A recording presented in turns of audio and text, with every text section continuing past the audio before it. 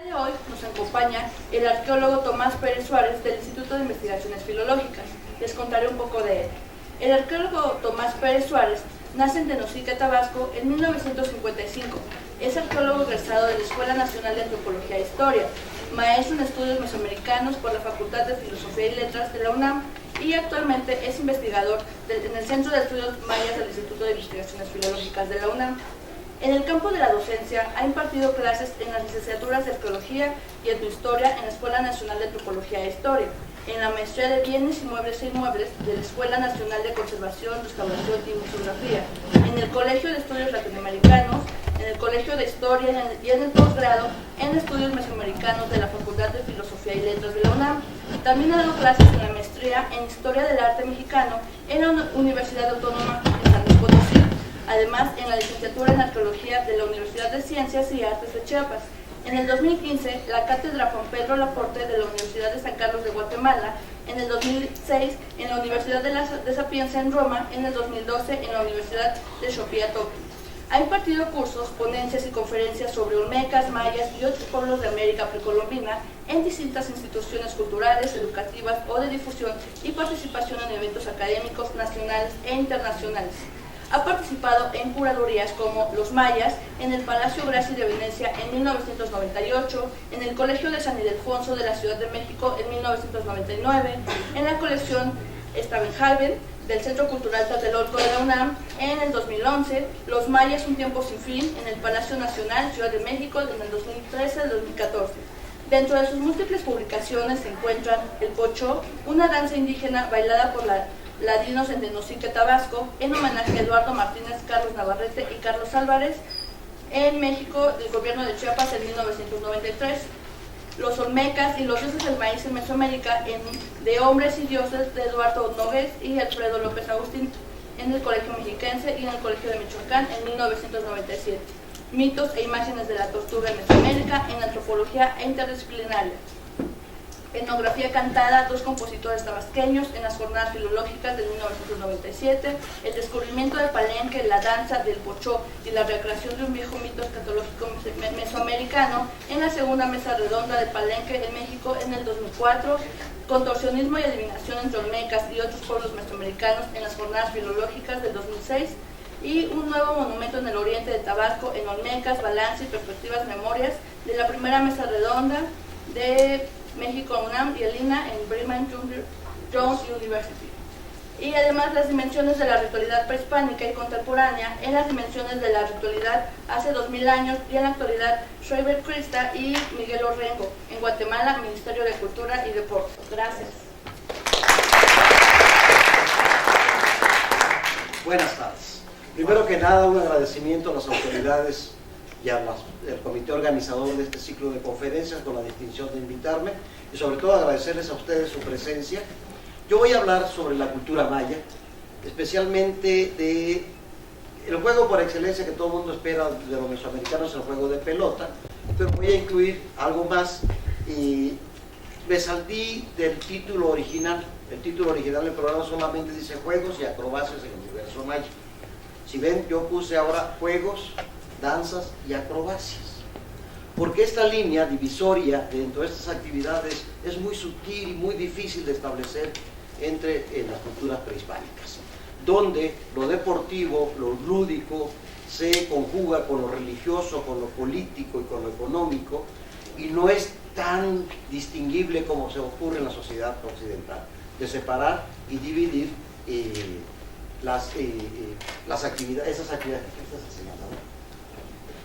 Bueno, voy a empezar justamente dando un panorama del área maya. O sea, yo sé que mucha gente conoce dónde está el área maya, pero igual me gustaría de para cambiar dónde está el área maya, para ubicar que el área maya es un espacio localizado en el sureste de la República Mexicana que forma parte de una macroárea cultural que conocemos como Mesoamérica. Mesoamérica, a su vez, es una de las 20 áreas en que se ha dividido el continente americano. Suelo empezar hablando de esta idea de la América porque olímpicamente, hablando de deportistas, en México tenemos una gran ignorancia de América. comparamos las culturas mesoamericanas, las culturas de México, con las egipcias, con las chinas, con las hebreas, pero no comparamos con América. Y tendemos a reducir el universo precolombino americano en solamente aztecas, mayas e incas, como si eso fuese lo único que existiera en América. Y por lo general siempre se habla de dos áreas culturales, la zona mesoamericana y la zona centroandina o peruana, y las otras 18 pasan desapercibidas. Como si no hubiese gente, o esa gente, las expresiones de esas personas no valiera la pena conocer. Entonces siempre trato de decir que no, Mesoamérica no es la única, ni el área maya es el único, sino que es un espacio mucho más amplio. El área maya, a su vez, para su estudio, se ha dividido en una serie de provincias estilísticas. Estas provincias estilísticas lo que nos muestra es de que no todas las expresiones plásticas del área maya son idénticas, sino que hay variaciones. Pero a su vez, el área maya nunca tuvo una capital que fuera la capital de toda el área maya, sino son distintas ciudades-estados. Y por lo tanto no hay un sitio que sea más importante que otro, sino lo que tenemos es un conglomerado de sitios que tienen una duración desde cuando menos 3000 antes de Cristo y algunas hasta el momento llegan hasta el momento de contactos, pero el momento de mayor auge es el periodo clásico, entre 300 y 900 de nuestra era. A su vez, aunado a esa diversidad geográfica y cultural y estilística, tenemos que agregar la diferencia lingüística. El maya no es una lengua, como mucha gente cree, sino el maya es una familia lingüística integrada al menos por 31 lenguas ininteligibles entre sí. Algunas lenguas son muy cercanas entre sí y se logran medio entender, así como nosotros con un portugués medio lo entendemos, pero ya con un francés nos cuesta más trabajo, con un rumano o con un catalán. Pues igual ocurre con las lenguas mayas. Hay 4 grandes grupos. El grupo que llamamos huastecano, quiero decirles que el huasteco o tenec, esta lengua que se habla en el norte de Veracruz y sur de Tamaulipas, lingüísticamente es maya, es una lengua maya, aunque esté separada de las otras 30 lenguas que están acá. El huasteco está acá en Veracruz y Tamaulipas, San Luis Potosí, pero es una lengua maya. Las otras 30 lenguas están aquí. Y tenemos el grupo yucatecano, el caso del volcán Tacaná, ¿sí? En cuanto a la cronología, sabemos más o menos que para 2500 a.C. los mayas ya habían llegado a la agricultura y se habían vuelto sedentarios. Para el preclásico medio, entre 1200 y 500 a.C., es la interacción con los olmecas. Los olmecas, la primera gran sociedad urbana y estatal en Mesoamérica, y arriba a este nivel sociocultural en esta época, y empieza a imponer un poco de la ideología que va a caracterizar a lo mesoamericano. Para el preclásico tardío, ya en el área maya hay surgimiento de centros urbanos, hay arquitectura y mascarones de estucos, y son los inicios de la escritura. Para el protoclásico, ya la escritura se plasma sobre diversos materiales, se desarrolla el complejo altar y estelas, y empiezan a aparecer las primeras bóvedas mayas, mal llamados arco falso. Es increíble que todavía a estas alturas la gente sigue diciendo el arco falso.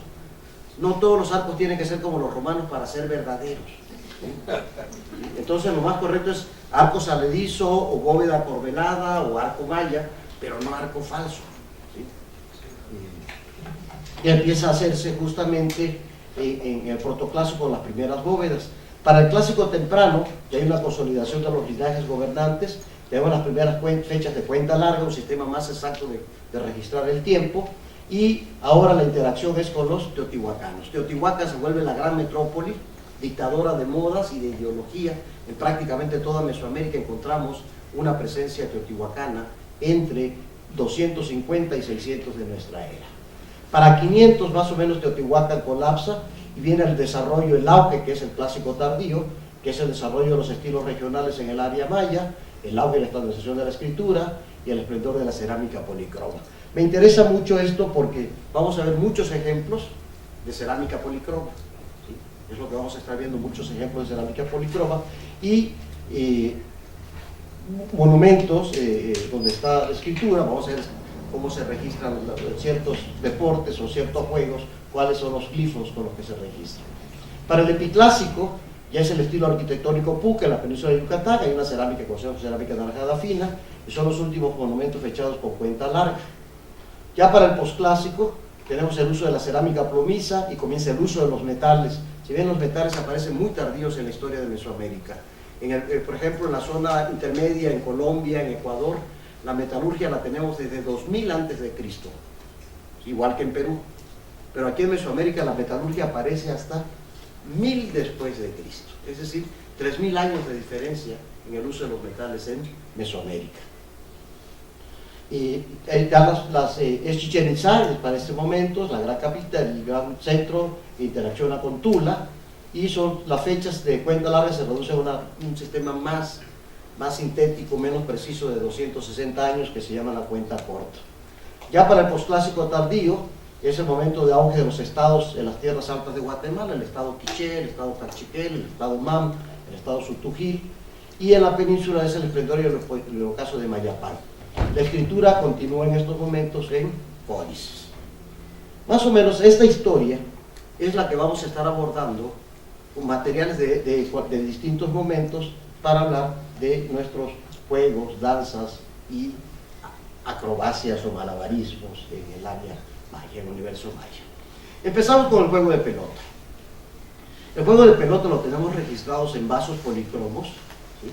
Vemos la acción del golpe a la pelota, los tenemos registrados en códices mixtecos, donde vemos inclusive una demarcación del espacio, que vemos también en estos juegos contemporáneos que hay líneas, o sea, no es aleatorio la distribución de los jugadores, sino igual que en cualquier estadio que hay líneas que marcan cuando son fuera de lugar, ¿sí?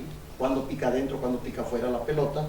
Quizás también existía en la época prehispánica esa división del espacio marcado con colores. Este es un grabado, es una acuarela que nos dejó Christopher Bates. En 1527 Hernán Cortés regresa a España y lleva un grupo de indios mexicas, de aztecas, a las cortes de Carlos V. Y ahí estaba este ilustrador y nos deja esta ilustración del juego de pelota, el juego de pelota azteca que le llaman. Y aquí tenemos el ulama de cadera en Sinaloa. Si ven, 500 años no hay mayor diferencia entre la forma de jugar a la pelota. Entonces, el jugar a la pelota demanda un espacio, lo que conocemos nosotros como la palabra cancha. No sé si saben que la palabra cancha es de origen quechua, ¿sí? Esa palabra cancha es una palabra quechua que se refiere al patio de las casas, ¿sí? Esa es la cancha, ¿sí? O las plazas. Se necesita un espacio específico, y al menos en Mesoamérica conocemos casi 1000 canchas de juegos de pelota en la actualidad. Construcciones arquitectónicas llamadas juegos de pelota, vamos a ver. De esas 1000 hay cuando menos 12 formas diferentes de canchas. No todas son iguales. Igual esta idea que nos han querido vender de que la pelota tenía que pasar por un anillo, ninguna cancha de juego de pelota del periodo preclásico ni el clásico tienen anillos marcadores. Los anillos marcadores comienzan hasta después de 800. Antes de 800 no hay anillos marcadores en ninguna cancha de juego de pelota de Mesoamérica. Los anillos marcadores son más bien del posclásico y sobre todo de aquí del centro de México. Y si hay diferentes canchas, quiere decir que había distintas formas de jugar a la pelota. Y no es esta idea que nos ha vendido Xcaret, de que solamente es el ulama de cadera, sino que en la actualidad ha pervivido lo que es el ulama de cadera, donde la pelota se golpea, que es de gran tamaño solamente con la cadera. Hay el ulama de antebrazo, donde no se usa la cadera, sino es justamente con el antebrazo. Hay el ulama de palo también, que con una especie de bastón se golpea la pelota. Está la pelota mixteca, que se juega aquí en la Ciudad de México, en el Parque 18 de Marzo, allá por Indios Verdes. La comunidad mixteca la sigue practicando, y eso se juega con una manopla, y aquí es el momento en que va la pelota y le va a pegar el señor. Se trata de un voleo, están pasando la pelota de un lado a otro. Y también tenemos el urajucua, el juego de pelota mixteco, ¿sí? Que es una pelota que la va pegando con un bastón y en la noche inclusive le prende fuego. O tenemos el rarajiquipari, que es la pelota tarahumara mejor conocida como rarámuri, ¿sí? Que es una pelota que van moviendo con el pie. Entonces, etnográficamente han sobrevivido varias formas de jugar a la pelota. Quiere decir que las diferencias en las canchas que tenemos en la época prehispánica obedece que había diversas formas de jugar a la pelota y no una sola forma como nos han querido hacer creer, ¿sí? Las canchas para juegos de pelota las tenemos perfectamente representadas en maquetas, ya sea una maqueta del periodo clásico del área maya o una maqueta del posclásico en el Templo Mayor de México, Tenochtitlan, o una maqueta de las culturas de Occidente. Generalmente consisten en dos estructuras paralelas que delimitan un patio central. Puede o no tener cabezales, ¿sí? En este caso no tiene cabezales, pero puede tener cabezales. Puede tener cabezales abiertos o cabezales cerrados. Pueden haber cabezales del mismo tamaño o de distintos tamaños, ¿sí? Y también el perfil es distinto. Aquí están en escalas todas estas canchas, ¿sí? Lo mismo hay canchas de 168 metros, como ese juego de Chichén Itzá, que es el más grande, que la mayoría que andan entre los 20 y los 30 metros. Pero si nosotros vemos el perfil, hay unos donde predomina el talud y el muro vertical, algunos tienen banquetas, ¿sí? Y el de Chichén, por ejemplo, el aro, que es el posclásico, está a 6 metros de altura. Por muy buenos caderazos que dieran, o que buenos golpes con los antebrazos, era imposible llegar la pelota allá. Entonces tengo que pensar que ahí la pelota se lanzaba con la mano. Y las dimensiones de la cancha, que son 168 metros, se cubría justamente lanzando la pelota con la mano y no tanto de caderazos ni antebrazos. La de Copán tiene un solo cabezal y el otro lado carece de cabezal y es un medio cabezal. Entonces hay distintas formas de canchas de juego de pelota en la época prehispánica. Vistas en vivo, se reconoce fácilmente. Por ejemplo, este es un lugar que se llama Tenampuente en Chiapas, muy cerca de Comitán. Antes de que se trabajara, era la milpa. Entonces ven dónde está sembrando la gente lo que era la cancha. Nos deja perfectamente evidencia cuál es el espacio, por decir, de pasto de la cancha, ¿sí? Y ahí están sembrando, mientras que la estructura y su banqueta paralela están sin sembrar. Aquí está el de Copán, que vimos en el dibujo anterior, el de Palenque y el gran juego de Chichén Itzá, ¿sí? Si ven la escala humana y el anillo está hasta acá arriba, es difícil pasar la pelota de un caderazo o con el antebrazo. Si no, ahí tenía que ser de otra forma el lanzamiento de la pelota. En las tierras altas de Guatemala es quizás la región de toda Mesoamérica donde más canchas de juegos de pelotas hay. Tenemos contabilizados más de 250 canchas en las tierras altas de Guatemala. Y posiblemente casi la mitad de todas las canchas de juegos de pelotas que existen en Mesoamérica están en el área maya. Más de 400 en el área maya, ¿sí? Que es donde tenemos el mayor número de evidencia. Y en las tierras altas se da un formato que se le conoce como tipo palangana. Tipo palangana porque están como hundidas, están encerradas. Esto va a ser muy importante, pero lo veremos más adelante, porque en sí, ¿qué representa el juego de la pelota?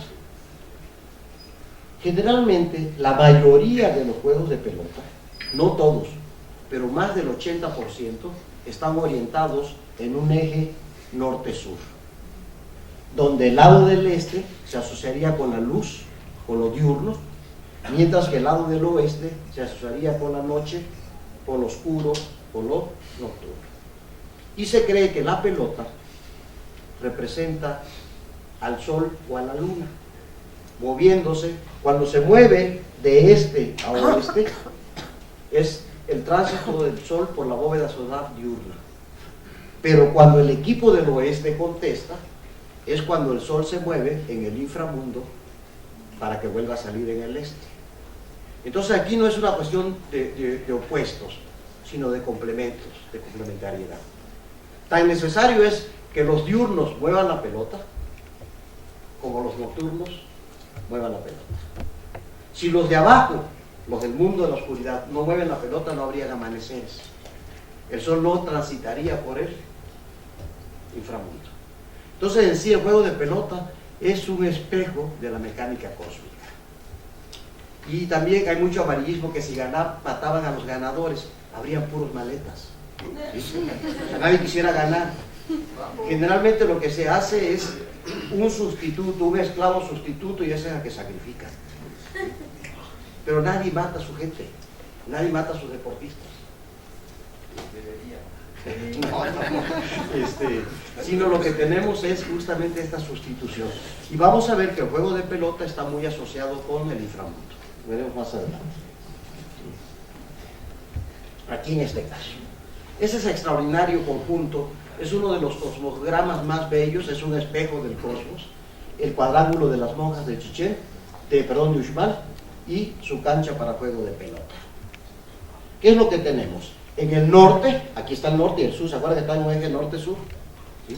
En el norte tenemos una estructura alta, que es la más alta de todas, ¿sí? Que tiene 12 puertas al frente, una aquí y otra de este lado, que hacen un total de 13. Entre los mayas creían que había 13 niveles o 13 capas celestes, ¿sí? Entonces, esto que es más alto representa el nivel celeste. Cuando el gobernante bajaba a la plaza, bajaba al nivel terrestre. ¿Sí? Pero cuando salía de la plaza por esta puerta, si ven, este edificio tiene 9 puertas, ¿sí? 4 de cada lado y la central. Entre los mayas creían que el inframundo tenía 9 capas o niveles. Había 13 niveles celestes y 9 niveles en el inframundo. Entonces, cuando el gobernante salía de ahí, bajaba al inframundo y venía a jugar a la pelota. Entonces, el juego de la pelota se realizaba míticamente en el inframundo. En el Popol Vuh, justamente cuando los héroes gemelos están jugando la pelota en la superficie, molestan a los señores del inframundo y los mandan a jugar, a traer a jugar pelota, pero al inframundo. Y todo el desarrollo del juego de pelota que se desarrolla en el Popol Vuh se da en el inframundo. ¿Sí? ¿Por qué? Porque mover el sol en lo diurno es aparentemente muy fácil, ahí lo vemos, pero ¿cómo se mueve el sol en el inframundo? ¿Sí? Nadie lo ve. Entonces, los señores del inframundo tenían la responsabilidad de que el sol se moviera por abajo para que volviera a salir en el este al día siguiente. Entonces, tan necesario era el juego del equipo de los buenos, los de la luz, los del día, los de la claridad, como los malos, pero no hay esa dicotomía de bueno y malo, ¿sí? Sino son complementarios. Ese me hace que es uno de los cosmogramas más bellos para ver esta imagen del cosmos que tenían los mayas. Y como el juego de pelota es en el inframundo, pues está asociado con los ritos de sacrificio. Recordemos que en las primeras parejas de gemelos uno fue decapitado y su cabeza fue puesta en un árbol, y de ahí se explota la curiosidad femenina y llega esta mujer y le escupe en la mano y de ahí se embaraza. Sí conocen ese pasaje del Popol Vuh, ¿no? De que sabemos que Buku es decapitado, pone la cabeza en un árbol que es el árbol de Huiro, jícaro, de las jícaras, y por eso las jícaras se parecen a una cabeza. Ahí se pone la cabeza, entonces se prohíbe que vayan a ver ese árbol, pero una de las hijas del señor del inframundo le gana la curiosidad y se acerca al árbol, y el árbol le dice que estira la mano, le escupe y se embaraza. Que se lo crea su papá, o sea, pero se embaraza, y de ahí van a nacer los otros 2 héroes gemelos que van a bajar al inframundo y van a derrotar a los señores del inframundo. Gracias a ese triunfo de los 2 héroes gemelos es que el sol y la luna salen todos los días. Si hubiese perdido allá abajo, ya no habrían amaneceres lunares ni amaneceres solares. Entonces, es un simbolismo, no es nada más el deporte por el deporte, el juego de pelota, sino es todo un simbolismo religioso. Y por eso en Chichén, el juego de pelota tiene unos paneles esculpidos, donde vemos la decapitación de un personaje, salen 7 chorros de sangre en forma de serpiente, y este lleva la cabeza del decapitado, y la pelota que lleva el símbolo de la muerte. Entonces hay una fuerte vinculación del juego de pelota con el inframundo. Hasta ahorita las evidencias más tempranas que tenemos de algo que pueda parecer un juego de pelota, lo tenemos en un sitio zapoteca del Valle de Oaxaca, el Valle de Mintla, Tlacolula, que se llama Geoxil. En Hiyoshi se encontraron unas líneas de piedras que delimitan un patio central. No se tiene la seguridad de que sea una cancha de juego de pelota, pero este espacio que delimitan las dos estructuras de juego de pelota pareciera que se origina desde por aquí. En un sitio llamado Paso de la Amada, en Chiapas, está fechado cerca de 1500 a.C., una estructura, dos estructuras paralelas que delimitan un patio central, que se ha interpretado también como una cancha de juego de pelota. ¿Sí? Y eso estamos hablando de hace 3500 años. En la zona olmeca, especialmente en San Lorenzo, tenemos un espacio que se llama La Palangana, que se ha identificado como la cancha para juego de pelota. Ustedes saben que a los olmecas se le asocia con la gente del hule. El hule es la pelota. Y aquí es algo tan interesante como la palabra hule. Los mexicanos creemos que todos deben de entender qué cosa es una pelota de hule. Pero fuera de México, usted dice una pelota de hule. ¿Qué? Hule es un aztequismo. Solamente en México usamos la palabra hule. Fuera de México se dice caucho. No se dice hule. Y sabemos entonces que los olmecas son la gente del país de la región del hule. Y se les ha asociado con el juego de pelota. Inclusive en un momento se dijo que las cabezas colosales eran jugadores de pelotas decapitados. Hoy sabemos que las cabezas colosales son retratos de los gobernantes olmecas, ¿sí? Y que efectivamente sí jugaban a la pelota. Pero me dice, pero no hay mucha seguridad de que estos sean canchas de juegos de pelota. Pero excavaciones recientes en un sitio que se llama Manatí, muy cerca de San Lorenzo, se han encontrado más de una docena de pelotas de hule de 1200 a.C. Pelotas que todavía tienen la capacidad de rebotar, ¿sí? Tienen la capacidad de rebotar porque este hule está tratado. No sé si alguien vio una película que se hizo en los 90 que se llamó Ulama, el juego de la vida y de la muerte, que hizo el Instituto Mexicano de Cinematografía, que por ahí se consigue, creo que está hasta en línea, debe estar para preparar la pelota, aparte de extraer el hule, se tiene que hacer vulcanizar el hule. ¿Sí? Y recuerden que antes las pelotas del mundo occidental no eran de hule. Y pocos, bueno, asocian, ¿de dónde viene la palabra pelota? De pelambre, de piel, de pelo, porque las pelotas antes eran de piel. La pelota tiene una relación con piel, ¿sí? Pero aquí es hule, pero hule también es movimiento, y por eso hay un día que se llama Olin, y la sala Olin Yolistli es el movimiento del corazón. Olin es movimiento, Yol es corazón, entonces Olin Yolistli es el palpitar del corazón. Entonces el hule se relaciona con el movimiento. Estas pelotas de Manatí, hay algunas que son de 10 centímetros hasta algunas que son como de 25 o 30 centímetros.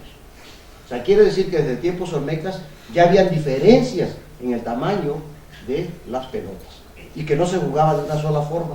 Seguramente las pequeñas eran lanzadas con las manos y las grandes eran más de cadera o de antebrazo. Justamente la pelota destaca en imágenes para identificar como jugadores de pelota.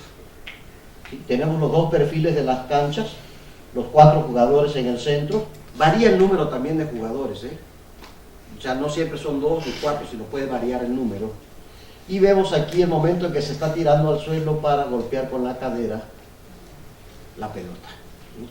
O en esta vasija policroma vemos también el momento en que se está golpeando la pelota.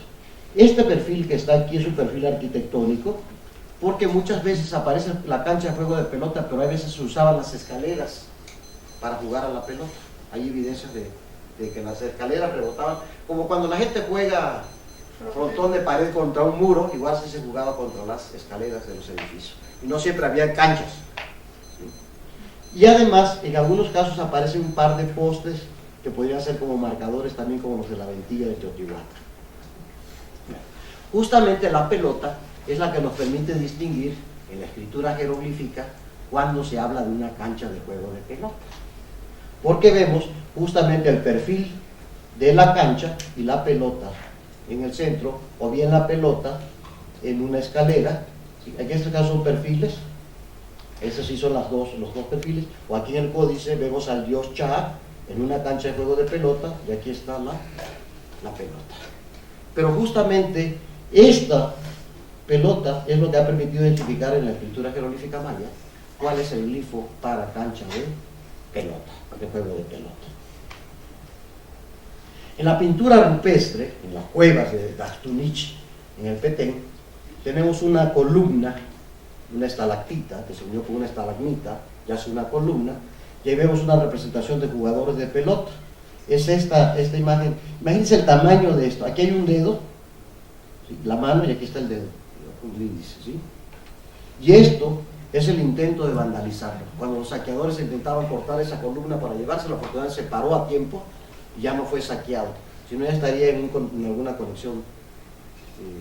Lo que está en las paredes no se lo pueden llevar, pero en las columnas sí vieron fácil cortarla y llevársela. Afortunadamente se paró y no se la alcanzaron a robar, porque ya estaban cortándolas para llevarla. Y aquí tenemos en otra pintura una escena de un jugador de pelota. Aquí está la pelota con su yugo protector, ya lo veremos más adelante. Los jugadores de pelota, los actores, los deportistas, se les conoce como Ahpitzil. El título que significa el jugador de pelota se lee glíficamente, dice Ahpitzila, Ahpitzil Yol, el corazón del jugador de pelota. ¿Sí? Este es el glifo con el que se identifica a los jugadores de pelota en las inscripciones, pero en la iconografía, sobre todo en las figurillas estilo jainas, vamos a ver que a los jugadores identificados porque llevan la pelota en la mano, o bien llevan este yugo protector para golpear con la cadera o con la cintura. En esa película de Ulama nos dicen que hay pelotas como de 30 centímetros de diámetro que pesan hasta 10 kilos, ¿sí? Y que hay momentos que se dan dislocado la cadera del golpe del pelotazo, ¿sí? Entonces necesitan un protector que si bien está agarrado aquí con una cuerda, puede ser el típico yugo. Los yugos que existen en los museos de piedra son votivos. Es imposible con un yugo de esos de 30 kilos metidos aquí jugar a la pelota.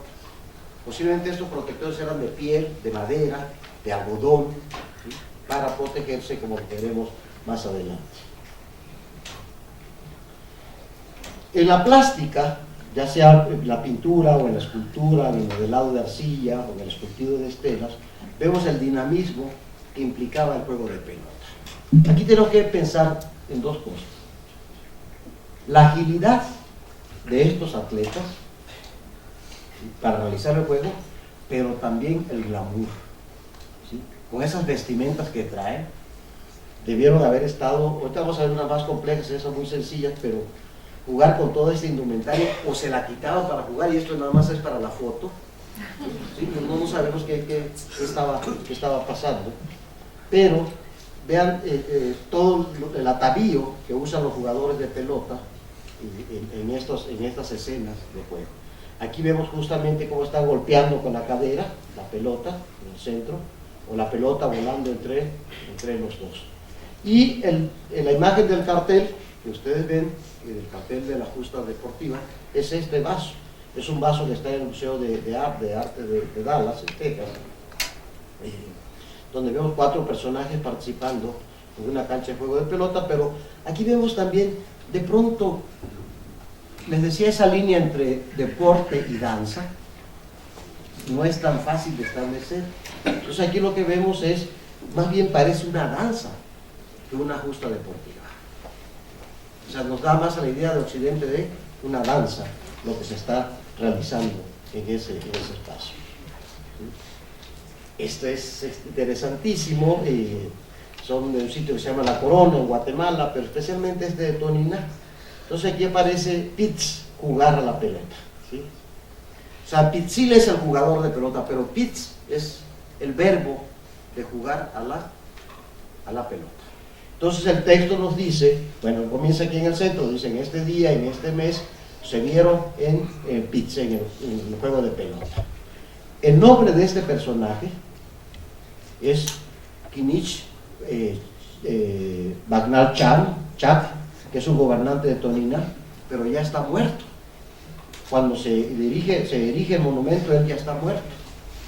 Y este es su hijo, pero es el segundo hijo. Antes de él le sucedió al poder su hermano mayor, y después de la muerte del hermano mayor le sucedió al poder el hijo, y aquí está su nombre. Entonces el hijo está jugando con el papá pelota, pero el papá hace mucho que murió. ¿Qué es lo que nos quieren decir con esto? La gran responsabilidad que tienen los gobernantes mayas con la mecánica cósmica.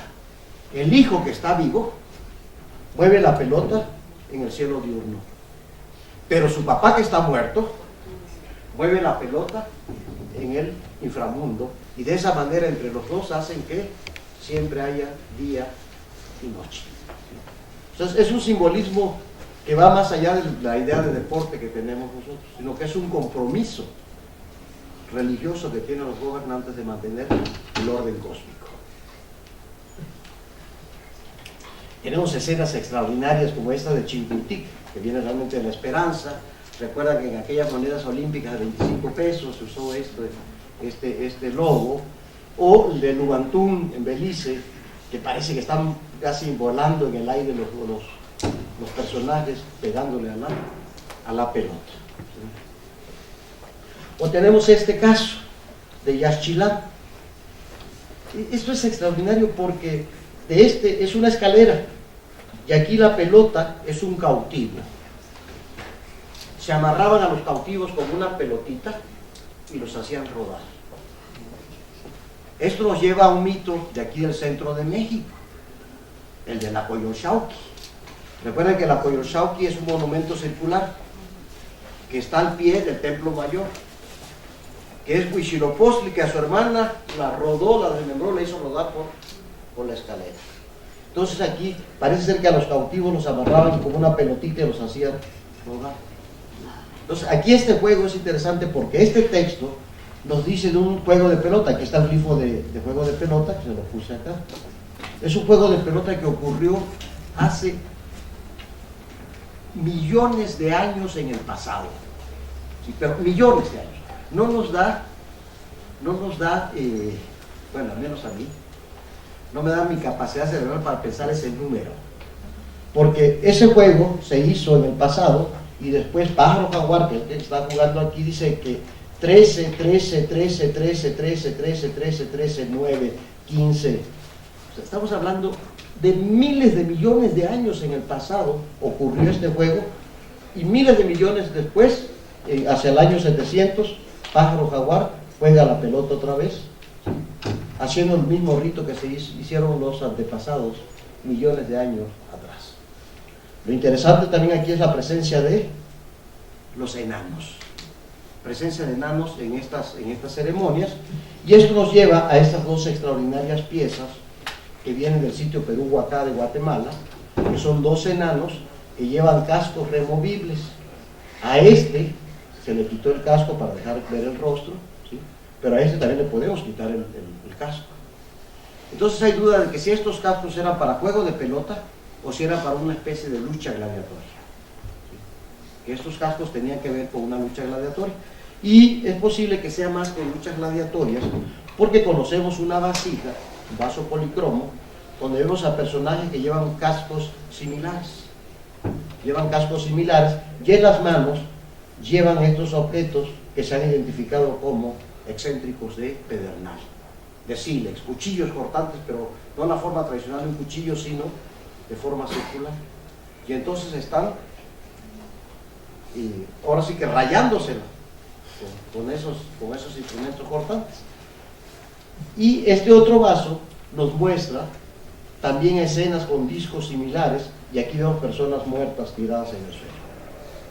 O sea que era un rito gladiatorio, sacrificatorio, o sea que donde se enfrentaban, y una justa, pero no solamente del honor deportivo, sino estaba de por medio la vida, ¿sí? Y también esto nos lleva a ciertos armazones de madera, donde se ponían a cautivos que iban a ser sacrificados, ¿sí? Especialmente en el área maya, para estos momentos, no existía el arco y la flecha. El arco y la flecha aparecen en el área maya hasta finales del periodo clásico. Ni en el preclásico ni en el clásico hay arcos y flechas. El arco y flecha es algo que van a traer los grupos del norte ya, los bárbaros, como dicen, del norte, que bajan después del colapso de las culturas clásicas. Antes no hay arcos y flechas. ¿Por qué estoy haciendo toda esta referencia al arco y la flecha? Porque hay todo un rito que se llama la danza del arquero flechador, que está registrado en varios códices del centro de México y varios cronistas lo mencionan. Y entonces consistía en atar a un cautivo y los asaeteaban. Pero aquí, como no hay flechas todavía, lo están haciendo con una lanza. Realmente, el arquero flechador lo tenemos aquí. Está el cautivo atado, tiene un dardo clavado. Aquí vemos también el cautivo en este armazón de madera. Aquí está el cautivo, y aquí están los arqueros disparándoles, ¿sí? Igual aquí lo tenemos el cautivo amarrado al armazón, y aquí están los arqueros disparándole, ¿sí? Eso lo encontramos también en el Códice Telleriano Remensis, ¿sí? Y lo encontramos en los grafitos de Tikal. Ahí tenemos este rito. Este rito, que sabemos que aquí en el centro de México se hacía en el mes de Tlacachipehualistli, que era un mes más o menos entre enero y febrero, coincide con el 20 de enero. El 20 de enero es el día de San Sebastián. Y San Sebastián fue un santo mártir que fue asaeteado. Pero no se murió, porque la intención no era matarlo, sino era hacerlo sufrir. Entonces el rito del arquero flechador de Tlacachipehualistli se fundió con el culto de San Sebastián. Se funde con el culto de San Sebastián, y tenemos el famoso cantar de Sibalché, el cantar de la danza del arquero flechador. Espiador de los árboles, a uno, a dos, vamos a cazar a orillas de la arboleda, en danza ligeras a tres. Bien alza la frente, bien avisora el ojo, no hagas hierro para coger el premio. Bien aguzado haz la punta de tu flecha, bien aguzado haz la cuerda de tu arco, puesta tienes buena resina de catzín en las plumas del extremo de la vara de tu flecha. Bien untado haz grasa de ciervo macho en tus bíceps, en tus muslos, en tus rodillas, en tus gemelos, en tus costillas, en tu pecho. Da 3 ligeras vueltas alrededor de la columna pétrea pintada, aquella donde atado está aquel viril muchacho, impoluto, virgen, hombre. Da la primera, a la segunda coge tu arco, ponle su dardo, apúntale al pecho. No es necesario que pongas toda tu fuerza para saquearlo, para no herirlo hasta lo hondo de sus carnes, y así pueda sufrir poco a poco, que así lo quiso el bello Señor Dios. A la segunda vuelta que des a esa columna pétrea azul, segunda vuelta que dieras, fléchalo otra vez, ¿sí? Eso habrás de hacerlo sin dejar de danzar, porque así lo hacen los buenos escuderos peleadores, hombres que se escogen para dar gusto a los ojos del Señor Dios. Así como asoma el sol por sobre el bosque del oriente, comienza el flechador arquero el canto. Aquellos escuderos peleadores lo ponen todo. Esta es una canción del siglo XVIII, pero seguramente es una copia que viene del XVII o del XVI. Está escrito en maya y don Alfredo Barrera la tradujo, o sea, la paleografió, la transcribió y la... Pero es esto, o sea, se trata de practicar, de tirar con flechas, pero no a matar, sino despacito, que sufra, que la agonía sea larga. ¿Sí? Bueno, la danza. En el estricto sentido, la idea que tenemos de danza nosotros, pues esta expresión del cuerpo, ¿no? El cuerpo en movimiento, y una forma de reconocer cuando alguien está bailando es un talón levantado. Esa es una convención iconográfica para saber que cuando hay un talón levantado, es importante que se fije, lo vamos a estar viendo muy seguido, eso nos indica que está bailando. ¿Sí? Pero muchas veces, bueno, esta es la idea que tendríamos tradicional de una danza de un hombre y una mujer. ¿Sí? Aquí está la señora, inclusive, así como se usan las faldas, aquí se está alzando el huipil de un lado, ¿sí? Pero vean su talón levantado, está bailando.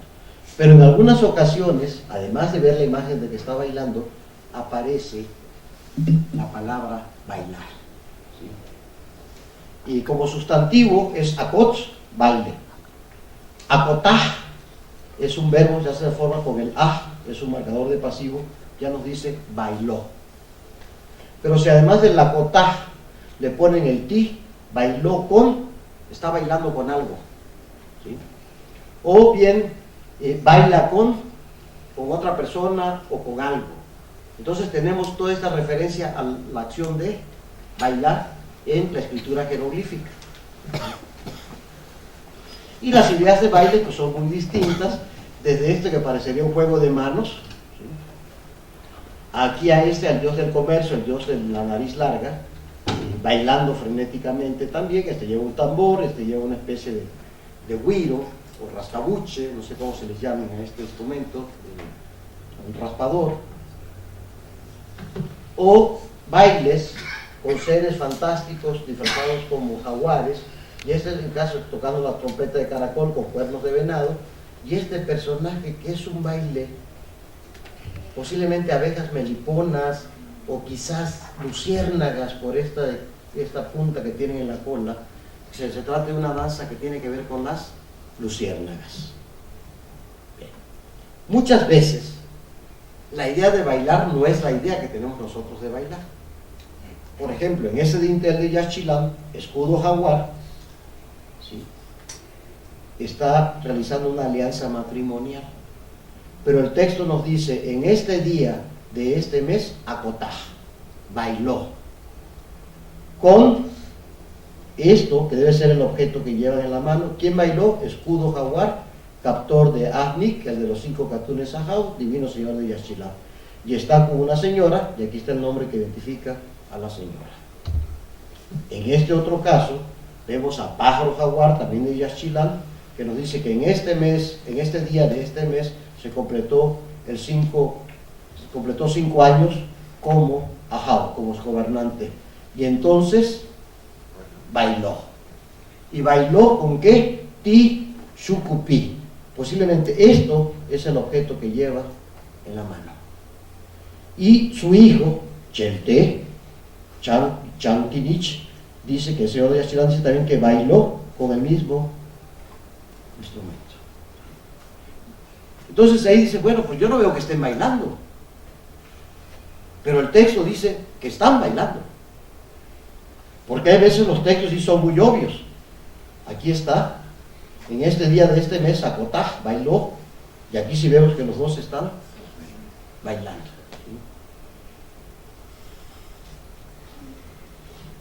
O hay imágenes que por sí solas nos dicen, no hay duda de que son danzantes, ¿no? No sabemos qué danza, qué están bailando, pero no hay duda que están realizando una acción de mucho movimiento, de mucha dinámica. De acuerdo. Bien. ¿Dónde se bailaba? En las plazas públicas. Y sobre todo, sobre las plataformas que estaban en el centro, los altares que estaban en el centro de las plazas. Durán nos dice que se llamaban momostris, esas plataformas escénicas donde se hacían sus farsas y representaciones, se hacían sobre esas plataformas. Y Diego de Landa nos dice también de estas plataformas donde hacían sus bailes. Pero hay espacios especializados. Por ejemplo, en la arena, en Tikal, es una gradería que tiene capacidad para 2.000 personas sentadas, y al frente hay 2 momostris, 2 plataformas escénicas. Entonces toda la gente sentada aquí podía ver lo que se realizaba aquí o lo que se realizaba en el centro de la plaza. O el caso de Lojochna de Esna Campeche, un edificio de 120 metros de largo, con una larga gradería, cuyas escaleras no solamente servían para subir, sino eran gallolas. Servía para que la gente sentada ahí presenciara lo que se escenificaba en la plaza. El caso de Xivichaltún también lo tenemos, con una plataforma de casi 100 metros de largo, o en Chincultic, una construcción en forma de una C, ¿sí?, abierta hacia acá, con graderías, y de telón o de escenografía, la Gran Pirámide y el cerro del cenote de Chincultic. Entonces, También era impactante el escenario donde se realizaban estos espectáculos. Se buscaban lugares específicos. Y hay cosas más especializadas, como el anfiteatro de Pechal. El anfiteatro de Pechal tiene capacidad para 3.000 personas sentadas y poder presenciar lo que se significaba en estas plataformas. O sea, habían espacios específicos para realizar estas acciones. Y lo vemos, por ejemplo, en la pintura mural de Bonampak, de que los danzantes están sobre un graderío, ¿sí? Ahí están realizando las danzas, estas danzas muy elaboradas. O sea, pues igual insisto aquí, además de la capacidad del baile, la capacidad corpórea, el manejar toda esa vestimenta, o sea, manejar todos esos arreglos con los que se visten. Especialmente me interesa esta danza que se está dando aquí. Voy a acercarme a ella. No sé si alcanzan a ver que son dos personajes que han agarrado por las piernas y por los brazos a un personaje y lo están manteando, ¿sí? Así como en las fiestas de novios que tiran al pobre novio y a veces se les cae, ¿sí? Que lo tiran, es lo que están haciendo aquí con él. Y esto de Teotihuacán, en Tepantitla, y tenemos también una escena de manteado. Juego, deporte, danza, rito, ¿qué es? No es tan fácil como encajonarlo, ¿no? Y tenemos ahí en Bonampak lo fastuoso que deben haber sido estas danzas, ¿no? O sea, desde la gran orquesta y los 3 bailarines principales, que son estos 3, ¿sí? Y aquí, este es todo el desarrollo. Aquí están los músicos y aquí un grupo de danzantes que están esperando turno para entrar después de que dancen estos 3. Estos 6 personajes que están esperando turno tienen máscaras fantásticas, algunos llevan como atributos de cangrejo, ¿sí? Todos están asociados con el inframundo acuático. En el pensamiento mesoamericano el inframundo es acuático y un símbolo distintivo del inframundo es el Naab, el nenúfar, la ninfea. Los norteamericanos en inglés le llaman water lily, lirio acuático, pero realmente no es un lirio, es una ninfea, es pariente del loto. Es esta flor blanca que crece en el agua, no sé si lo han visto. Ese es un símbolo de inframundo en la iconografía maya. Entonces estos personajes tienen que ser todos llevan la ninfea, tiene que ser alguna danza relacionada con él, con el inframundo. Otra de las danzas más destacadas en la iconografía maya es la danza del joven dios del maíz.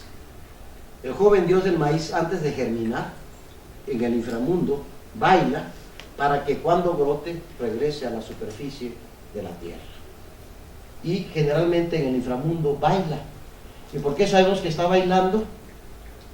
Tenemos el talón levantado, de que está en plena danza, como lo vemos también en estos vasos policromos tipo Holmul, como el gobernante está bailando, y vemos también la participación de enanos, ¿sí? La participación de enanos en estos ritos. Pero también tenemos danzas en el inframundo, muchas veces relacionadas con lo que se llaman los guays o guayís, que son personajes oníricos, personajes que existen en los sueños, nada más dice. Entonces aquí vemos a Chak bailando frenéticamente, pero la muerte no se queda atrás. Vean los pasos que está dando la muerte para danzar ante el sacrificio del bebé jaguar.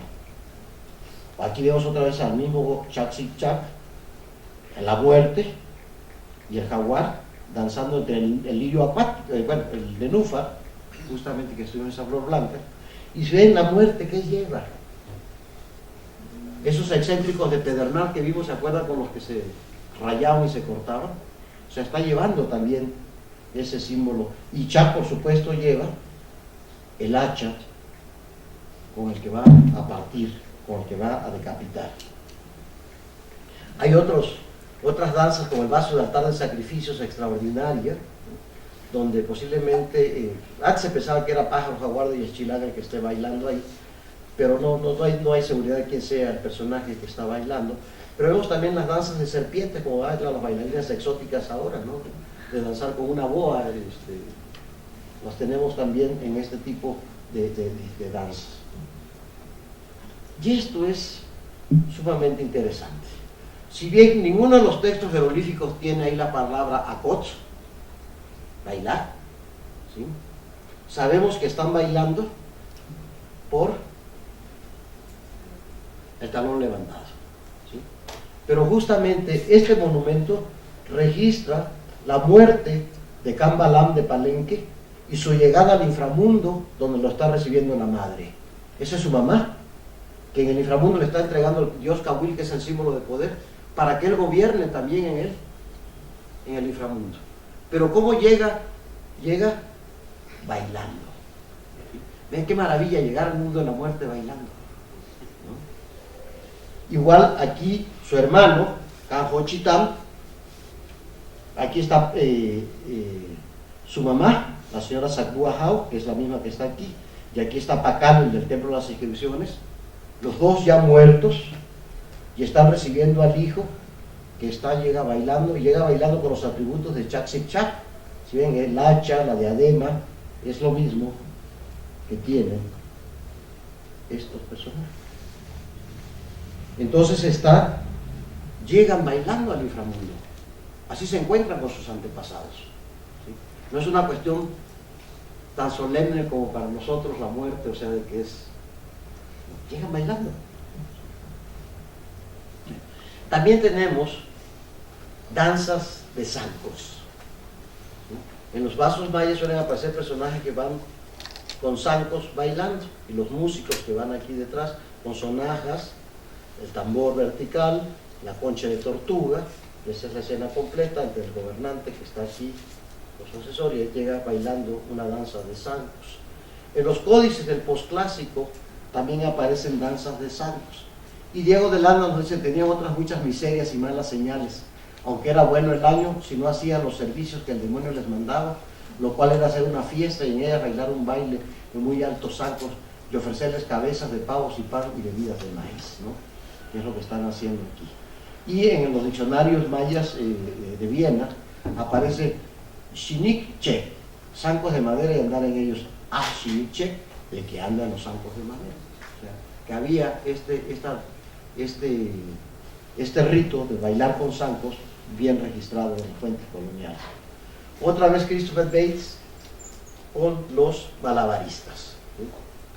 En las cortes de Carlos V los conoció, a los que llevó Hernán Cortés, los retrató, los dibujó, y según el Códice Florentino también nos registra a los malabaristas. En la iconografía maya prehispánica, mesoamericana prehispánica, tenemos personajes en esta posición de malabarismo, solos o con pelotas, ¿sí? Es muy común este tipo de hacer malabares con pelotas. Y también tenemos en Copán algunas tapas de incensario con imágenes de contorsionistas, ¿sí? O en algunas vasijas vemos que algo asociado con el inframundo, también con la muerte y con el jaguar. Vemos aquí un personaje que está apoyado en las espaldas y el cuello y tiene las piernas levantadas. Pero además aquí esto lo está haciendo en el fuego, o sea, lo está haciendo en un contexto de fuego, ¿sí? Y que es lo que está realizando este personaje. O en Tonina tenemos también asociado por la muerte a este contorsionista, que lo tenemos aquí apoyado sobre la espalda. Aquí va la cadera y los pies salen hasta acá, o sea, las rodillas estarían aquí así. O esta posición, el pie izquierdo abajo, el pie derecho, la pierna derecha hacia arriba, la mano derecha hacia abajo y la otra mano hacia arriba. Si ven, está como girando, haciendo contorsiones y malabarismos con su cuerpo, pero al mismo tiempo está fumando. El fumar es una acción dominante. O tenemos estos otros sobre armazones de maderas haciendo contorsiones encima de armazones de madera. Bien. En cuanto al contorsionismo, esto es bastante frecuente, no solamente en Mesoamérica, sino en varias partes del mundo. El contorsionismo actualmente ha degradado en espectáculos circenses y teatrales, pero en la antigüedad no era esa su función, ¿sí? sino era una forma de entrar en éxtasis. Cuando un contorsionista moderno hace estas figuras, está 1, 2 segundos, 3 segundos, 1 minuto y regresa. Pero si se queda 15 minutos en esas posiciones, media hora, los vasos sanguíneos se comprimen, se reduce la oxigenación de la sangre, se reduce la irrigación de sangre al cerebro y se desvanecen, y entonces entran en trance y se comunican con el mundo sobrenatural. Por eso aparecen tantas representaciones de contorsionistas en el arte mesoamericano, y lo tenemos desde tiempos olmecas. Esa que la tenemos aquí en el Museo Nacional de Antropología, que viene de Tlatilco, esas que vienen de Guerrero, esas también vienen de Tlatilco, y aquí le puse a una mujer que está haciendo más o menos estas contorsiones en la actualidad con un espectáculo circense, ¿no? O tenemos esta extraordinaria pieza de San Antonio Xochitepeques, Guatemala, donde vemos a 2 contorsionistas. Uno, aquí está su cabeza, su torso, su cadera, sus piernas, y las manos arriba, se está agarrando los tobillos, se está dando toda la vuelta, se está agarrando los tobillos. Y este está de frente, nada más vemos hasta la cintura, pero vemos los 2 pies aquí. Es una forma, una convención de decir que el cuerpo está girado y los pies los tiene sobre la cabeza. ¿Qué es esto que tenemos aquí? En ejemplos tridimensionales se ve muy claro, pero en ejemplos bidimensionales, en relieve, es más difícil. Entonces la solución fue poner las 2 plantas del pie a los lados de la cabeza. Y tenemos varios monumentos con ese formato. Este que viene de las Chuapas, que está aquí en el Museo de Antropología, están los 2 pies sobre la cabeza, y esta que está en el Museo Pellicer de Villahermosa, Tabasco, que tiene los 2 pies también aquí. Entonces está apoyado sobre el cuello, sobre el torso, pero ha dado toda la vuelta, toda la contorsión. Y esta aquí me vi muy mal, porque el Movimiento Familiar Cristiano en la Liga de la Decencia me dijo que tenía que censurarlo. Pero cuando Roberto García Moll publicó esta pieza, dijo que esto era la vulva. Y alguien le replicó que era imposible que tuviese los pies en la cabeza, la vulva bajo el mentón. Pero esta foto me muestra, aquí le puse su calzoncito para que no se vea la garganta de que sea posible ver la vulva debajo del mentón y los pies arriba. Sí se pueden hacer esas contorsiones. Entonces sí estaba en lo correcto García Moll cuando dijo que era una contorsionista y no un contorsionista. Porque los anteriores sí son hombres. ¿Sí? Y por eso, por este pectoral, se pensó que era un pectoral lo que tenía la otra, pero creo que es muy claro la diferencia entre los labios exteriores y los labios interiores, la vulva, muy marcados.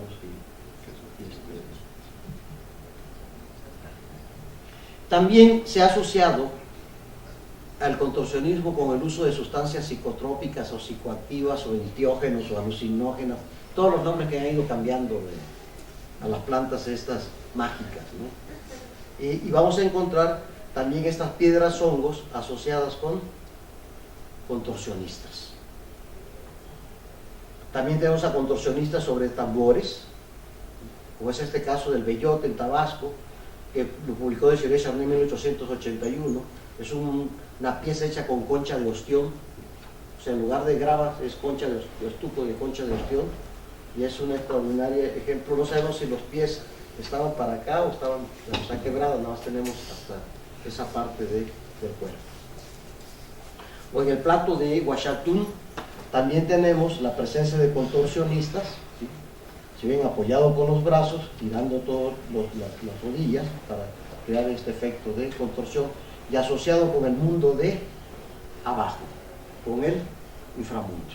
Entonces parece ser que cuando hacían contorsiones es una forma de comunicarse con el mundo sobrenatural, una forma de alcanzar el éxtasis y llegar al mundo sobrenatural.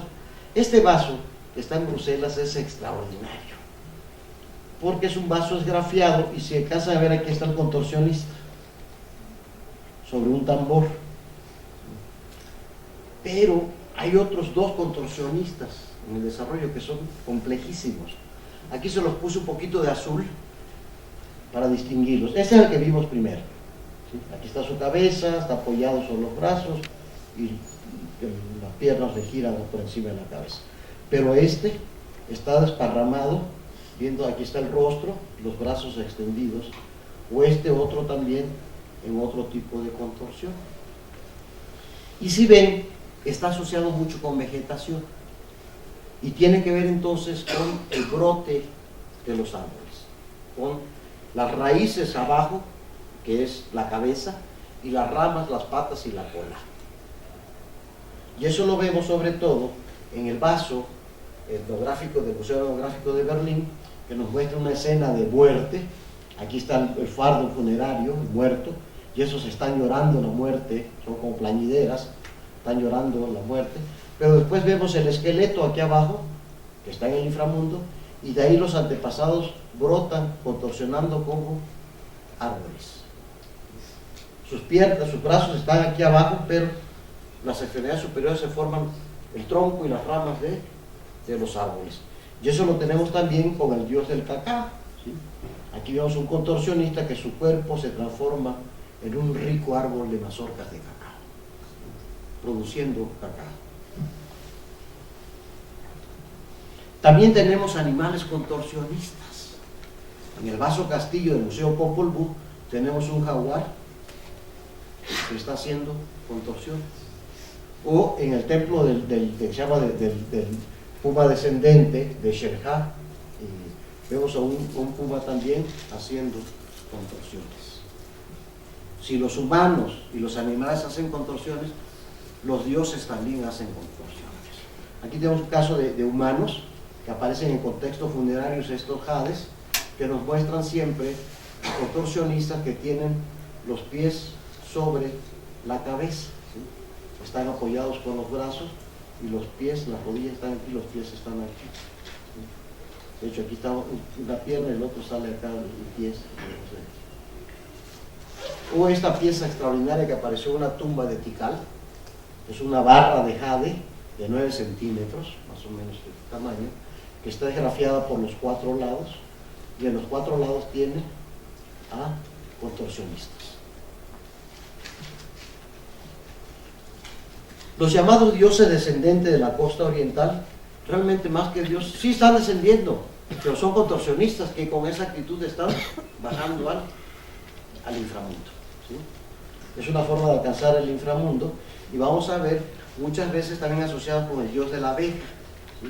A veces la abeja melipona son los famosos jobones, que son las colmenas, y cómo se apila, cómo son las ceras, las celdillas, cuando almacenan la miel, que es extraordinario esto. Pero si ven, el personaje es un ser descendente. Aquí están sus piernas, igual que este, que están bajando hacia el inframundo, que aquí estaban como el dios del maíz. Y estas piezas que son extraordinarias, ¿no? de personajes con distintos frutos, posiblemente cacao, maíz y pan, posiblemente de incienso, que atraen, pero todos están en posición de contorsionismo. Los dioses lo hacen, ¿sí? En el Códice de Dres vemos al dios Isamna, el dios supremo, que es el sublifo que lo identifica, haciendo contorsiones, o el mismo dios de la muerte, también haciendo contorsiones, de uno de sus pies brotan hojas, ¿sí? Igual aquí tenemos a Chaak, o tenemos a una deidad de la muerte también, haciendo contorsiones, y tenemos a varios ejemplos de Chaak también, haciendo contorsiones, o bien Venus, como estrella vespertina, cuando está bajando al inframundo, está bajando en forma de un ser descendente, ¿sí? O aquí tenemos también a contorsionistas aquí, y una mujer contorsionista también aquí en esta escena del Códice Madrid. Bueno, ¿qué nos dice Alfredo López Austin en su libro, aquel trabajo del MIT de hace ya casi, que es 67, casi 50 años? Dice, la Xiuque, adivinos, el que se dedica a buscar las cosas y el conocimiento de los acontecimientos futuros.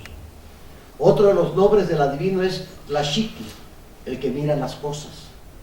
Sus poderes consistían en el conocimiento de lo distante, de lo presente oculto y de lo futuro. Eran, ante todo, personas estimadas por los gobernantes, quienes recurrían continuamente a sus consejos. Paini, su nombre significa el mensajero. Es por excelencia el viajero que va en busca del secreto a un sobremundo y lo hace por ingestión del oyuki, del peyote, del triltrilzin y del tabaco. Por otra parte, no era el uso de las drogas el único medio apropiado para obtener la enajenación que permitía al hombre trasladarse a un mundo de misterio. La pérdida de sangre, producto del autosacrificio, y el desvanecimiento que provocaban los duros ejercicios, así como las distintas penitencias, producían en el místico un estado de éxtasis en el que creía estar frente a las divinidades y aún poder conversar con ellas. ¿Sí? Esa era la función de estos contorsionistas, comunicarse con el mundo sobrenatural. Y esta evidencia, con la que quiero terminar, es de Teodoro de Brie, ¿sí? Este extraordinario ilustrador que fue la ventana a través de la cual Europa conoció América, muy distorsionadas sus figuras, pero nos habla de este caso del señor Otingley, cuando los franceses están llegando a la zona de Estados Unidos, en Francia, y así llegaron finalmente a la frontera del enemigo. Allí mandó el rey detener su ejército y llamó a un mago de 120 años de edad y le ordenó indicarle la situación de los enemigos. En esto, el mago abrió un espacio en medio del ejército y, en viendo el escudo del señor Ottigini, que llevaba su escudero, se lo pidió y al recibirlo lo depositó en el suelo. Trazó un círculo de 5 pies de diámetros y letras y signos diversos a su alrededor. Se arrodilló luego sobre el escudo y se acomodó sobre sus talones sin tocar tierra alguna. Murmuró quién sabe qué cosas e hizo varios gestos como si rezara con suma seriedad. Presentaba el mago, tras conducir un cuarto de hora, tan terrible aspecto que ya ni parecía humano, pues retorcía sus miembros de tal guisa que oíase desgajarse sus huesos. Hizo en resumen mucha cosa antinatural. Una vez concluido, recobró la compostura, pero parecía muy débil y casi asustado. En esto salióse del círculo, saludó al rey y le indicó las fuerzas del enemigo, así como el lugar donde le aguardaba. Adivinación, ¿sí? Este es un documento ya del siglo XVI, de principios del XVII, fines del XVI, principios del XVII, donde nos da una idea de que el contorsionismo no era una cuestión lúdica, ni era una cuestión circense ni teatral, sino tenía cuestiones mágicas, religiosas y sobre todo adivinatorias.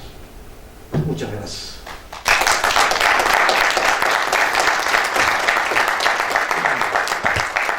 No sé si haya preguntas, comentarios, reclamaciones, observaciones, correcciones.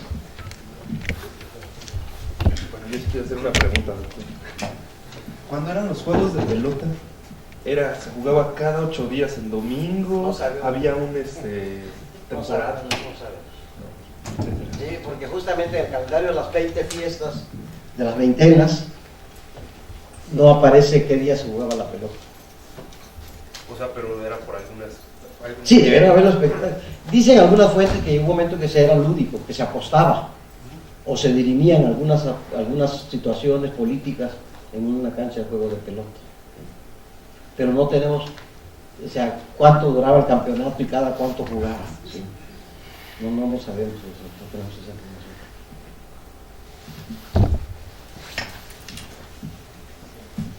Hola, bueno, pues muchas gracias primero.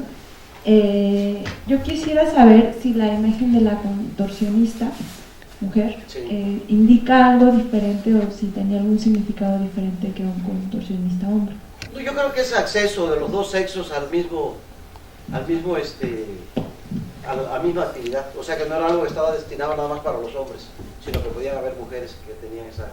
Actualmente en el espectáculo circense, porque es muy sexista, gente son mujeres, por eso que en los cuerpos las mujeres tienen mucho más flexibilidad, pero no, un contorsionista no nace, se hace, ¿sí? Generalmente hay gente que nace con mucha flexibilidad, pero si no la ejercita, no lo hace. En cambio, si desde niño, como hacen con estos niños de circo, los empiezan a adiestrar, llegan a ser contorsionistas. Pero igual antes decían, no, como ya con meterte unos hongos ya te haces cualquier cosa, aunque te ataques de hongos, no haces esa cosa. Si no tienes la flexibilidad ni tienes la práctica, no lo puedes hacer. Sí, doctor Ruz. Sí, pues muchísimas gracias, Tomás. Como siempre lo dejas a uno con la boca abierta. Tres pequeños comentarios.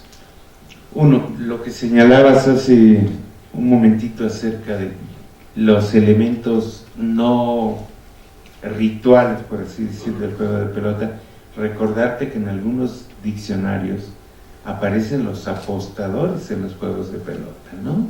Incluso Ara habla de uno que dice: su milpa es el juego. O sea, van a apostar y ahí es donde ganan su lana, no van de campesinos, ¿no? La otra, que fue lo que más me llamó la atención, cuando estabas pasando el espléndido ejemplo del rito funerario, pero es el vaso de Berlín, ¿no? Y que hablas de cómo los antepasados se van transformando en árboles. Nada más recordar que hay exactamente eso, que entre los antiguos marcadores en maya yucateco, que hay uno que está prácticamente en desuso, que es Cugul, ¿no? Porque te acuerdas, Pel es para cosas inanimadas, Tul para cosas animadas, y hay un Cugul que ya se está perdiendo, que se aplica solamente para árboles en crecimiento, y que dice, viene de Kul, estar sentado, ¿no? Y dice, porque son los árboles que están sentados esperando que llegue el momento de convertirse en seres humanos. ¿Algún tipo de resurrección? Sí, sí. Pues más que de resurrección sería como un cambio de naturaleza, porque los árboles están sentados, sus raíces son sus pies que están metidos en tierra, el tronco es lo que está sentado, ¿no? Entonces finalmente pues están como con los pies metidos en el inframundo. No, los pies están para arriba, Mario. Los pies serían... Por eso, pero los pies del difunto. No, ¿sí? Ese es el que está ahí abajo. Sí, entonces lo que te dicen es que Kul, y estoy citando a Fidencio Briceño, entonces Kul lo que significaría es eso, que hay unos pies, hay algo que te ata con el inframundo, y es el árbol que volverá a ser hombre en alguna ocasión, ¿no? Sería como un estado intermedio entre lo inanimado y lo animado. Eso me recuerda un poco a la idea del maíz. El maíz, ¿por qué los gobernantes se visten en sus imágenes funerarias, se llaman de muertos, con atavíos del dios del maíz? Porque el maíz, cuando nosotros sembramos el maíz, abrimos el agujero, echamos las semillas, estamos mandando el maíz al inframundo. En el inframundo el maíz va a pasar una serie de pruebas. Si logra vencerlas, entonces germinará y regresará. Por eso Pacal en el templo de las inscripciones está vestido como el dios del maíz, esperando bajar al inframundo, pero regresar. Por eso tenía como un tipo de resurrección. No sé si podía ser reencarnación, no creo que sea reencarnación, no. Más bien es la idea de resurrección. Bueno, la idea de resurrección, el inspirador principal es el sol.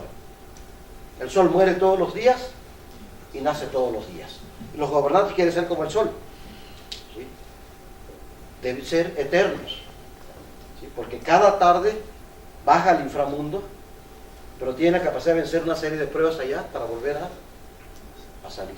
Y quizás sea eso lo que está pasando. Y esto, por ejemplo, en este del cacao,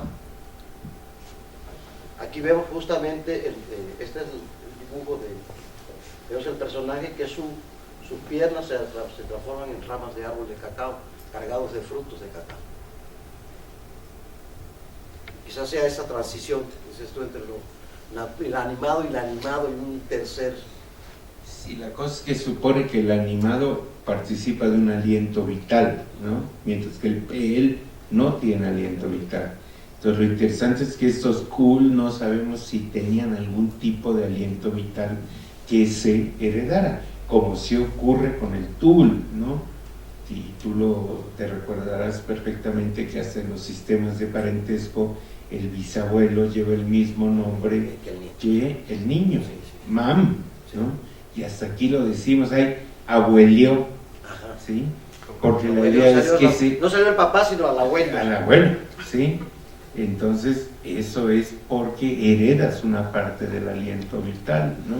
que a veces tiene que ver con el mal compañero. Pero bueno, yo ya no abuso, creo que había alguien más. Y lo último, me va a recordar que esto no es solamente la época prehispánica, que hay antecedentes coloniales y están todas las descripciones de los acróbatas y contorsionistas de Margil de Jesús en Suchitepec. No los conozco, pero te voy a pedir después eso.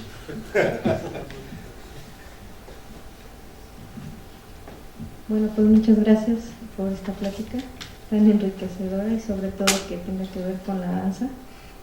A mí me gustaría saber si hay culturas indígenas que aún están desarrollando esas acrobacias para llegar al inframundo. No conozco mucho, o sea, excepto esto que está diciendo el doctor Luz de los coloniales, pero en la actualidad yo creo que ya se ha perdido. No conozco ningún ejemplo etnográfico. Yo creo que se ha vuelto un poco más espectáculo, que es lo que han hecho también con el palo volador, mal llamado volador de Papantla, ¿no? Que de pronto ritos que eran importantes se vuelven mero espectáculo, se comercializan. Cuando una expresión popular intervienen las autoridades, lo vuelve una expresión oficial y pierde su expresión de popular. Perdón, aquí el señor tiene otra pregunta. Gracias. Bueno, algo importante también en el mundo maya, es muy importante todo el mundo acuático. Quiero saber si hay algún deporte relacionado con el agua o alguna cuestión que hicieran por ahí. No es explícito, pero sí es implícito. En el pensamiento mesoamericano el inframundo es acuático. Entonces, todas las danzas que se están realizando en el inframundo están en un ambiente acuático. Y por eso, quizás no se los... Pero hay veces es posible encontrar peces.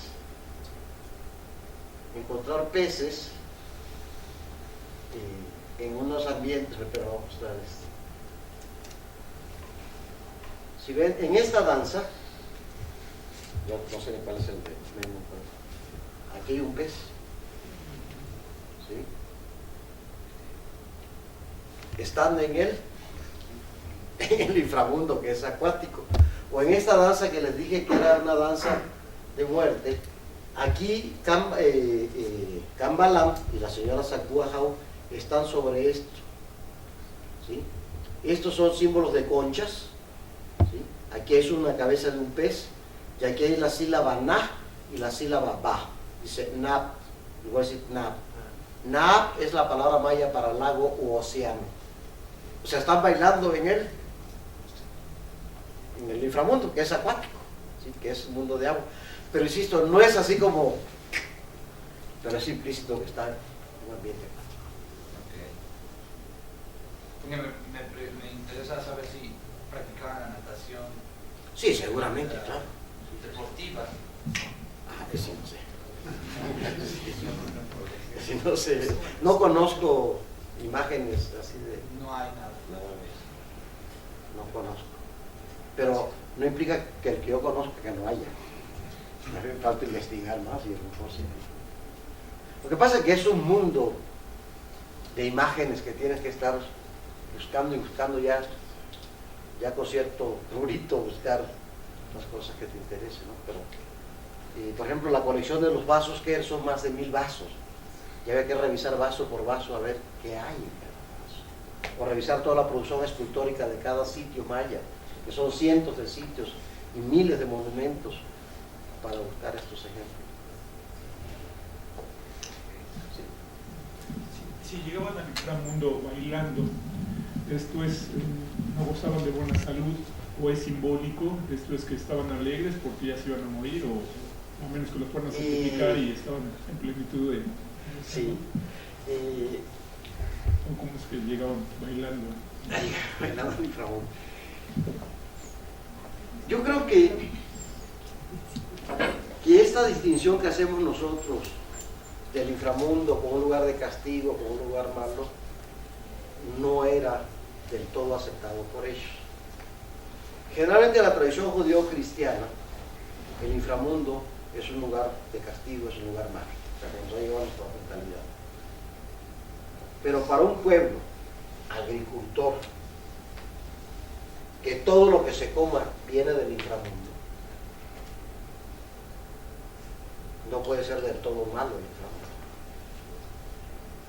En el pensamiento cristiano no nos alcanza a ver de que, bueno, sí el infierno, el inframundo, pero resulta que todos los granos que se siembran en la tierra y toda la comida, del cielo no caen papas y chayotes, ¿sí? Vienen del inframundo. Entonces, ¿qué se inventan otras sociedades? El maná, algo que cae del cielo. Del cielo no cae comida, y la comida viene del inframundo. Entonces, no es tanto que el inframundo sea malo, sino es un lugar más.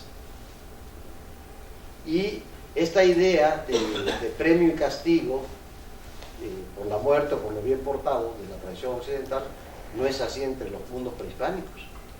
Te vas a cada lugar dependiendo de la forma en que mueres. La forma en que mueres es la que determina a dónde vas.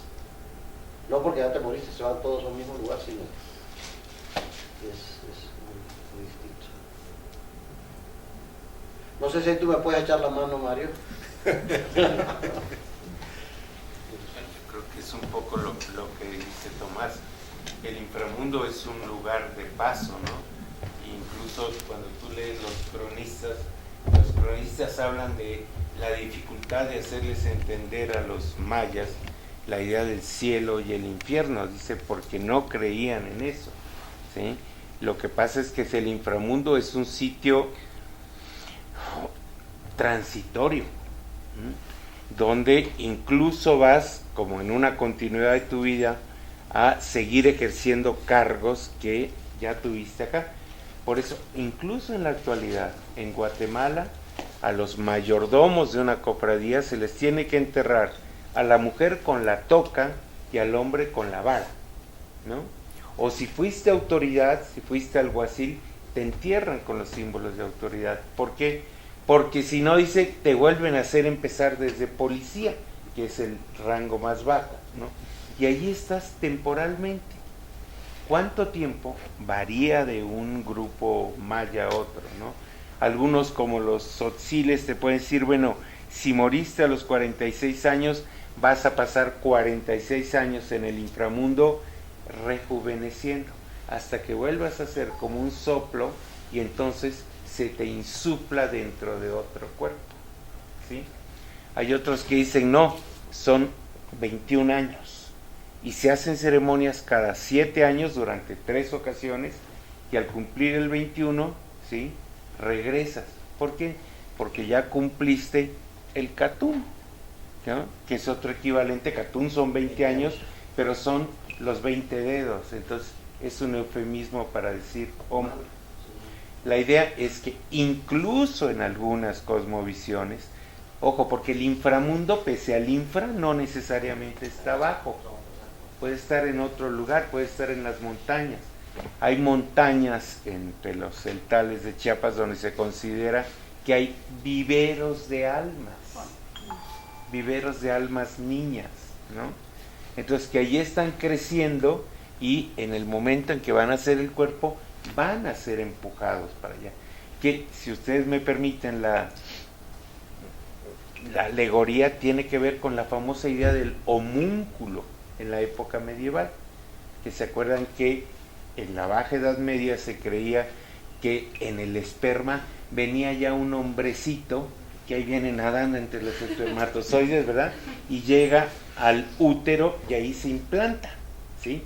Y por eso, si ven ustedes también los cuadros de la Santa Muerte, San Francisco, Santo Domingo, quien quiera, está el difunto y está una almita que es un cuerpecito pequeñito que está llegando al cielo. Es el homúnculo.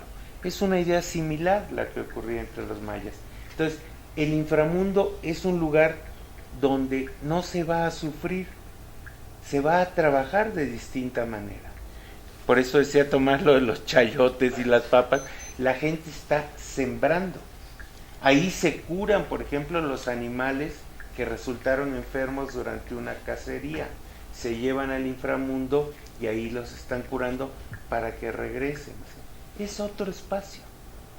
Pues digo, yo supongo que no llegaba uno bailando, pero ahora sí que me disculpe Tomás, pero eso es propaganda de los señores. El pueblo común no muy bailaba, no le daba mucho tiempo. Pues justamente esto, aquí vemos que les están dando las insignias de poder. Pues sí, por eso. O sea, va a llegar al mundo a gobernar también. Pues sí. O sea, aquí no es la vara del poder, sino es el cahuil, que es el centro maniquí, que es el símbolo del poder. Y la mamá se lo está dando. Ahora, mijito, aquí también vas a seguir chambeando como rey. Como todas las mamás. Como todas. Perdón, sí. ¿Qué tal? Una pregunta. Mencionó que hay varias similitudes entre que se comparan varias vasijas con las contorsiones. Mi pregunta está en que en las artes marciales, por ejemplo, todas las técnicas se parecen en sí porque al final de cuentas son los mismos individuos que se tienen que enfrentar. No es que Japón haya enfrentado o se haya inventado el láser. Todo surge porque entre seres humanos se enfrentaban. Hay similitudes entre las técnicas, hay convergencia y ahí se puede reconstruir un poco de cómo fueron la base del combate, ¿no? Inicialmente antes de las armas. En el caso de las flexiones y todo, también se utilizan comparar otras culturas para poder reconstruir una especie de árbol, de cómo son los movimientos, sin importar cuál sea el fin, el significado que lo llevan, sino que anatómicamente se hagan patrones. Ya de ahí puedas empezar a hacer, eso pertenece a lo que sea flexibilidad, eso pertenece a lo que sea fuerza, eso pertenece a la agilidad en el aire. Y también para de ahí, al final de cuentas todas las religiones tendrían que caer en uno, ¿no? Como una religión ancestral, una humanidad ancestral. Eso también pudieras hacer como una raíz, ¿no? O no es compatible. Yo sé que entre los deportistas cada tipo de malabarismo, cada tipo de acrobacia tiene un nombre y hay distintas categorías. Yo no me quise meter a hacer eso porque no las tengo, no es tan, las líneas no son tan duras como para clasificar estas expresiones con lo que conocemos ahora. Pero lo que sí les puedo asegurar que quizás muchas de esas contorsiones también tengan que ver algo con el tai chi, de tensiones, o por ejemplo en el vudú, las bayanas que giran y de pronto caen y comienzan a... O los derviches, ¿cómo se llaman estos? Los derviches que están girando. Y estos son distintos medios de alcanzar el éxtasis. Pero no lo veo yo tan así como un... o sea, es muy difícil hacerlo así como estrictamente deporte, como la idea de deporte que tenemos ahora. Por supuesto que había un adiestramiento del cuerpo, un acondicionamiento del cuerpo, si no, no lo podías hacer. Pero es que, decía, esa línea divisoria entre juego, religión, es tan endeble que es muy difícil hacerlo. Sí. Nada más quiero preguntar si participaba cualquier tipo de persona en esto de las danzas, deportes, o era elitista. Si no, cualquiera se podía comunicar con los dioses y el chiste del lugar donde están sacerdotes, ¿no? O sea, si esa es justamente la táctica. ¿Cómo ridiculizan en Tintán o Viruta y Capulina al medio, ¿no? Que está en una mesa y empieza a hablar logra la comunicación a través de tensiones también, ¿no? Pero no cualquiera se puede comunicar con el mundo sobrenatural. Y eso es lo que genéricamente Mircea Eliade llama chamanes, ¿no? Que es una palabra de origen lapón, o sea, no es una palabra mesoamericana chamán, sino de los lapones de Siberia. Y en lugar de llamarles brujos, hechiceros, adivinos, medium, con la palabra chamán es un poco globalizadora de todas estas acciones. El que tiene la capacidad de comunicarse con el mundo sobrenatural. Y otra vez regreso, lo dice Mario, el mundo no sobrenatural no es al arriba y al abajo, sino puede ser todo lo que te rodea. Es generalmente esa capacidad que tiene de comunicarse con los dioses del cielo o con los seres de él. Y quizás el cetro, el bastón de mando, el báculo, sea una especie de, digamos, una reducción de lo que es el axis mundi, el árbol cósmico, cuyas raíces se van al inframundo, pero cuyas ramas llegan al cielo, que es lo que usan los chamanes para Juanito y los frijolitos mágicos, que sube al cielo por ese árbol. Entonces esa es la función del eje del axis mundi. Pero cuando ya el sacerdote, el gobernante lo trae abreviado, que es el cetro, o es el bastón de mando, o es el báculo, que él trae ese árbol con el que puede comunicarse con los distintos niveles. Entonces sería principalmente por chamanes, ¿no? Ahora, igual, no sabemos de que si alguna gente, algún campesino se ponía a bailar en medio de sus milpas, pero no los retrataban. ¿Sí? ¿Sí? Los que aparecen retratados son de la serie. Como que ahí sí se maneja ahí. Sí. Gracias. Pues muchísimas gracias por su atención.